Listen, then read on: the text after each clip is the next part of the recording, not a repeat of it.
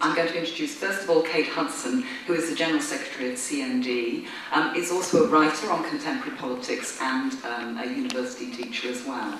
Kate's going to speak about the histories and contemporary practices of CND for about half an hour. Thanks very much, Andrea. And just to let the rest of you know, Andrea and I have just discovered we were both at the same Greenham Common event in 1982, I think it was, when 35,000 women surrounded the base to protest against the imposition of nuclear cruise missiles in Britain by the United States. The Campaign for Nuclear Disarmament was founded in 1958. It was founded 13 years after the bombs were dropped on Hiroshima and Nagasaki. Partly because for quite a long time many people were under the illusion that it was necessary to use the bomb to end the Second World War. Many people didn't realise until later that in actual fact the Japanese had been trying to surrender prior to the bombing, but the US wanted to use the bomb in order to assert their dominance in the post-war world. But by 1958 there was huge public concern about nuclear weapons, in particular and primarily at that time because of the impact of nuclear weapons testing. And this led to a massive upsurge of local groups and popular opposition to the impact of nuclear weapons testing in the atmosphere. So those of us who are a bit older will remember all the issues about strontium-90 in the milk and the poisoning of our children and so on. So it was primarily those health and environmental concerns which led to the founding of CND in 1958 and the start of what became a phenomenal radical development, the Aldermaston Marches. Aldermaston was the scientific establishment in Berkshire where the nuclear warheads were being researched and developed. So the first focus for the new movement, CND, was to march to Aldermaston. And from 1958 into the early 60s, the annual Aldermaston March became a focus for radical protest. In fact, not just for anti-nuclear protests. Somehow those demonstrations, which comprised eventually hundreds of thousands of people, became a way of articulating all kinds of radical social protests. And if you think of the kinds of things that were happening in the late 50s, the crumbling of the British Empire, independence movements, the Cuban Revolution in '58, social realism in the arts, you know, the first wave of working class people coming out of university and so on. There was great social dynamism, and CND gave expression to it. And if you can see the crowd there, there are a lot of young people, there was a lot of jazz music on the marches, beatniks, unorthodox sexual behaviour at night, and all these kinds of things. So it was really a vehicle for social change. And many of the social movements which we know today have their origins in either CND directly or the radical climate which CND helped generate. And that's another view of the mass rally in Trafalgar Square. So you can see the scale of popular concern there about the bombs and about the testing. Now, these types of photos that I've been showing you to start off with show kind of mass mobilisation, popular mobilisation in a public space in London. But at the same time, there were the developments, or further developments, of non-violent direct action. People who felt it wasn't enough just to go and march on the streets, but they wanted to do something more direct and more directly challenge the power of the establishment. So one of the first episodes around CND this was at the end of the first Aldermaston March. You can see buses waiting to take people home and all that sort of thing. At Aldermaston, a group of direct action protesters decided to stage a sit-down at Aldermaston. You can see there they said, "We want to see the director." You can see, I can't remember the name of the priest in the foreground, second from the right. The woman there is Pat Arrowsmith, who went on to become jailed 11 times, you know, in the cause of peace and so on. So that was the origins of that wing of the movement. And one of the things that we've seen in CND over the decades is the way that the let's call it more establishment ways of protest, you know, like ordinary demonstrations, like lobbying MPs, like, you know, writing to the Prime Minister, working with the trade unions and so on, which we do, has always been accompanied by the non-violent direct action trend as well. So it's a kind of an embracing of many different methods. That's part of our ethos. Again, in the early 60s, this is one of the big demonstrations. I've put that in to show you that fantastic papier-mâché mask. I mean, there were many, many artistic expressions on those demonstrations. I think some of the ones in the 60s against the Vietnam War had sort of massive full-scale puppets and so on, you know, sort of 10 foot high. So very much a drawing together of the artistic and cultural expressions as well as the political. This is a sort of smaller scale example of that as well. This is one of the great anti-cruise demonstrations in the 1980s, a nice homemade cruise missile there. Very typical of the types of people who've traditionally gone on CND marches, not people who just come along and pick up the CND mass-produced placard. People bring their own homemade banners, placards, artefacts and so on to express their opposition. Greenham Common, of course, which was in the 1980s. In the early 80s, it was clear that the Americans wanted to put nuclear cruise missiles in Britain and Western Europe. Mrs. Thatcher, who was Prime Minister at the time, accepted that. Some of you look old enough to remember this sort of massive upsurge of popular opposition to nuclear weapons, because at the time we felt that we were going to die. That was a very, very genuine and widely felt fear, because the purpose of putting these missiles in Europe was that the US and the Soviet Union would fight their war in Europe, and we would be the sacrificial lambs. So 30 years ago next month, a number of women marched from Cardiff to the Greenham Common Air Base, which is also in Berkshire, American Air Base, with no particular intention in mind other than to protest. But when they got there, they decided that they didn't just want to go home. They were going to stay there and prevent it happening. And it became the focus for probably the world's most famous women's peace camp, which lasted in major form until the late 1980s, but actually didn't completely pack up until around the year 2000, because there were a small group of women who decided they wanted to stay there until that base was returned to common land. And it wasn't enough just to get rid of the missiles, that it must return to common land. And in around about 2000, they did eventually go home because it was returned to common ground and the base was completely closed. And on the 3rd of September this year, there was going to be a commemoration in the Greenham Common Peace Garden, which is a fantastically beautiful garden, which is there to commemorate the peace camp. But if you look at the background on the fence behind those women there, you can see things tied on the fence. So those aren't very elaborate examples, but it was a big feature of those protests to tie homemade banners, knitting, children's pictures, all these kinds of things, because the message was really very much about life. You know, we want to preserve and maintain life, and also to live in a different way. It kind of, in some ways, also moved beyond just the anti-nuclear argument. That's another mass day of action there. The balloons and things. I don't know if any of you remember the time when the women actually broke into the base, I think it was on New Year's Eve or something, and danced on the top of one of the missile silos. That's a very famous picture. That's when cruise missiles were eventually removed, so they didn't stop them coming, but they did see the back of them, and getting rid of cruise was, well, considerably driven by popular opposition to it. But while the camps were taking place, there were also camps at other bases, at Upper Hayford, Molesworth. Greenham was the most famous, and the others were less famous and also mixed. But you know, nevertheless, people did stay there for many years. But while the camps movement was going on, again, there were mass mobilisations organised by CND in central London.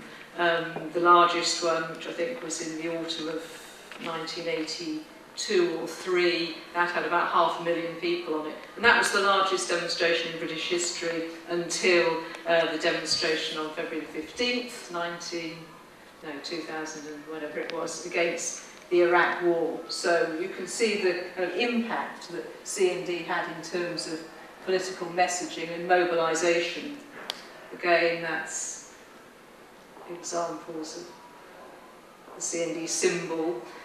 For those of you, which of course is now recognised internationally as a kind of peace symbol, but in its origin it was created for the anti-nuclear movement, for CND. If you wonder how it arrives at that position, you know, how it comes to be like that, the artist Gerard Holton created it from the semaphore symbols, this being N and this being D. So it's a very simple thing, but extraordinarily powerful. And in terms of branding for our campaign, well, you couldn't pay for something like that, really. It's absolutely fantastic. During the 1970s, the movement sort of broadened out in some respects. It was during that period that the environmental issues, sort of green movements and so on, began to develop. That's when we started to do campaigning against nuclear power. And of course, sort of in the post-68 moment, with the development of the big festivals, the big music festivals, this was again something which CND was very involved in. And if you, this is Glastonbury, obviously, if you see there at the top, you can see the CND symbol. And Michael Eavis organised the Glastonbury Festival in aid of CND for many years. Now, sadly for us, he's moved on to things like water aid and so on, which are very important. But CND was synonymous with Glastonbury for many years, and in fact Mid Somerset CND branch was responsible for organising quite large parts of it.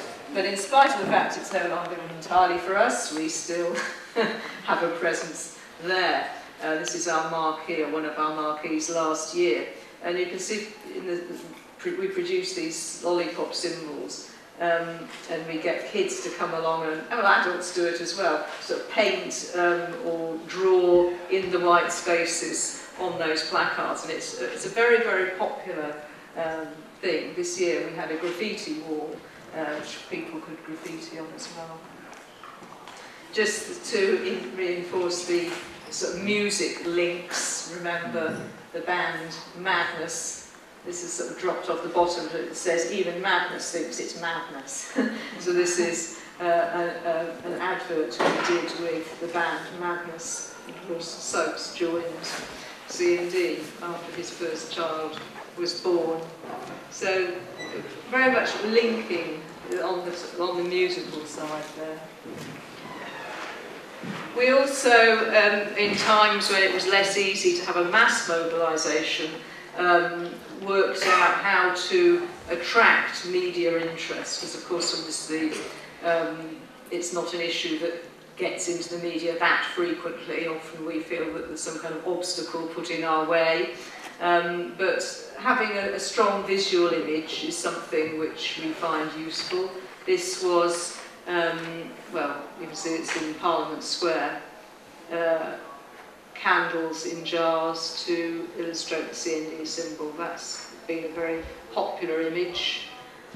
More recently, in 2007, we did a projection on the side of Parliament, no Trident replacement. That was just before Parliament voted on whether or not to replace the Trident nuclear weapons system. So these are examples of other diverse forms. This is an example of our kind of parliamentary work, which we have a strand of as well. That was the day that Parliament issued its white paper saying that we should replace our nuclear weapons. This was, it's whited out unfortunately, but that is CND's alternative white paper. And that's MPs, that's the two on the left, Michael Meacher and Gavin Strang, both former ministers, and Katie Clark's the Scottish MP, and I can't remember the other woman, she's a Yorkshire MP. So just an example of strong support for CND within Parliament. In fact, we have a very active parliamentary CND group, which has traditionally been most active from left Labour MPs, but in recent years, obviously, we've had the addition of Caroline Lucas, Green MP. She's been very active with us. And also now the Lib Dems, very strong anti-nuclear sentiment amongst the Lib Dems. We've got a number of Lib Dem MPs who are very keen to do stuff. Now their leadership is in coalition with the Tories and seeming to press ahead with it. So parliamentary side is important for us.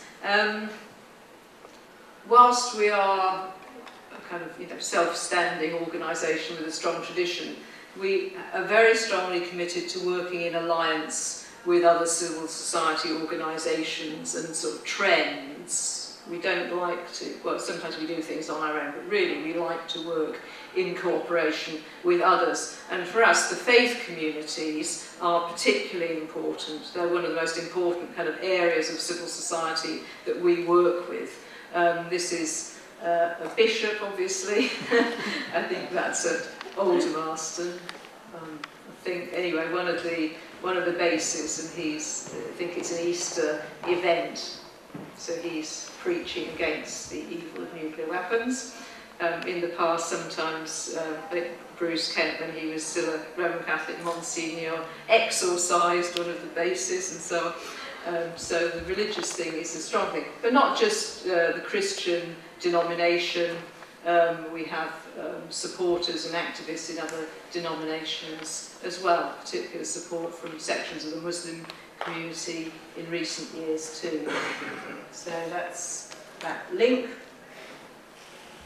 This is an example of more recent direct action. This is at Faslane, the base, I think that bishop might have been at Faslane actually, the base in Scotland where the nuclear weapons submarines are kept. We participated in a year-long blockade of it, called Faslane 365. They're actually, it's dropped off the end, but should be a 76 and a couple more noughts at the end, indicating that 76 billion is what is being spent on Trident replacement. We've recently heard it's actually now going to be over 100 billion, so you can see what a waste of money that is. And this is an example again of sort of the diversity, the importance we attach to diversity and working with different communities. This is particularly since we've been involved in the anti-war campaigning since 9/11 and the war in Iraq, we've been able to familiarise or acquaint people in the wider anti-war movement with the anti-nuclear issues as well. Some people in CND at the time said, oh, we shouldn't get involved with that. But the majority view was, well, actually nuclear weapons are part of war, that's when they're going to be used, we should be part of that, and we should be spreading our message. And that has enabled us to get over to a much wider range of different communities within Britain. That was a particularly good march for us. We did that with the Stop the War Coalition and the British Muslim Initiative, where we twinned no Trident replacement with End the Occupation of Iraq. That's the Bishop of Reading on the left, Aldermaston is in his constituency, that's John Trickett MP in the middle. So quite a good profile of supporters. Student CND is active, so they were sort of regenerated again since 9/11 as well.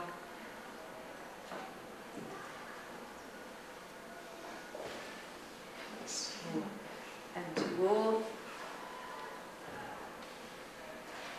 So no Trident troops out of Iraq, that was the front of that one. And now just a bit about our celebrity activities, because obviously in any campaign, if you've got celebrity supporters, the media being what it is, they will take that up. So this was on the day of the parliamentary vote about replacing Trident in 2007. She was saying, we don't want to waste this money, so you can see Vivienne Westwood, Annie Lennox and Bianca Jagger there on the left. So an indication of the type of support. The late Anita Roddick was there as well on that day. 10 minutes. And on the same day, we also try and do different forms of coordinated action at the same time.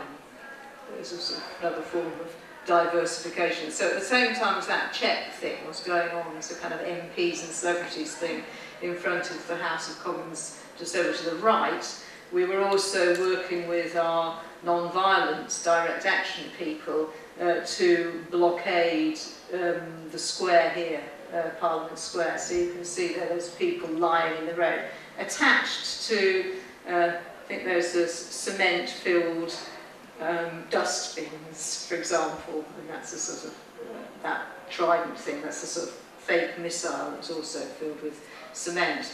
And people who do the non-violent direct action, very often, in order to make a blockade last longer, so they can't just be dragged away, they attach themselves to very heavy things, or chain themselves together, or glue themselves together, things that will make it very difficult to be moved. And in that way, they hope to draw attention to the issue. So I think that, if I remember right, Parliament Square was closed for perhaps 3 or 4 hours because of that, and again that got good media coverage. That's an example of student CND's work. This was at the NUS conference where they passed a resolution through that conference against replacement of trident. So they're pretty active around that. This is another example of our alliance building. Many of the trade unions are strong partners of ours against nuclear weapons. This is Tony Woodley, who was the General Secretary of Transport and General Workers' Union, which is now part of Unite, very active against nuclear weapons. We've recently had an increase in affiliations from big trade unions, PCS recently affiliated to CND. We do have some issues with some of the trade unions where their members are employed in the nuclear weapons sector. So, for example, with the GMB, with their members at Barrow, where the nuclear subs are made. But we're working on that. And then just finally to, well, last but one type of category, to talk about the importance of our international work. We put a great emphasis on international cooperation and coordination. This is actually in London on Hiroshima Day a couple of years ago, but we have a very strong link with the Japanese peace movement. In fact, I had a text from one of my colleagues in CND this morning who was representing us in Hiroshima, and he had been at the big Hiroshima ceremony there. And the Japanese Prime Minister spoke, and he said that he very greatly regretted their previous attitude towards nuclear safety and radiation. This is in reference to Fukushima. So I think that's, well, terrible and tragic, but it's also welcome that the Prime Minister has recognised the problems with nuclear power as well as with nuclear weapons. This is an example of, these are people we brought over from the Czech Republic a few years ago. The Americans were trying to put a radar base there for their missile defence system. These are two activists. On the left is Mayor Jan Neoral, who's mayor of Trokovets, which is the hamlet of 100 people, near where the radar base was going to be put, and that's Ivona Novomeska on the right. They were part of a massive campaign in the Czech Republic that eventually prevented that radar being built. Thank you very much.